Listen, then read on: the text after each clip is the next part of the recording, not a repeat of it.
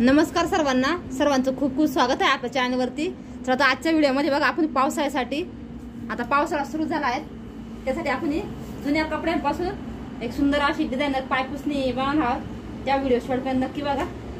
या ठिकाणी तुम्ही बघू शकता कॉटनची पॅन्ट घेतलेली आहेत मी, थोडीशी फाटलेली आहे त्याच्यामुळे मी यूज करत आहे। तुम्ही पॅन्टचा वगैरे सुद्धा कापड घेऊ शकता किंवा जुने गाऊन वगैरे जर असेल ना ते सुद्धा वापर करू शकता त्याचा। या ठिकाणी बघा पायाचा भाग आहेत ना तो आपण कट करू। आपल्याला जेवढा लांब किंवा रुंद पाहिजे त्या हिशोबाने आपण कट करून घेऊ। बघा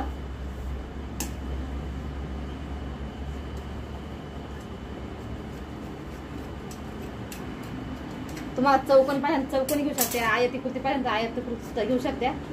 या पद्धतीने बघा आपण एक चौकोन कट करून घ्यायचा आहे। आता हा मी थोडासा सारखा वगैरे कट करून घेते आणि मग तुम्हाला दाखवते। आता या ठिकाणी बघा आपला एक कापड तयार झाला आहे। आता इथे तुम्हाला माप दाखवते मी। याची जी लांबी आहे ती आपली आहे बघा 17 इंच आहे आणि रुंदी आहे ती 15 इंच आहे। 17 आणि 15 इंच आपल्याला हा एक चौकोन कट करून घ्यायचा आणि या ठिकाणी एक शॉपिंग बॅग घ्यायची आहे त्याच साईजची घेऊ शकता तुम्ही। एक्स्ट्रा आपण कट करून टाकू बघा।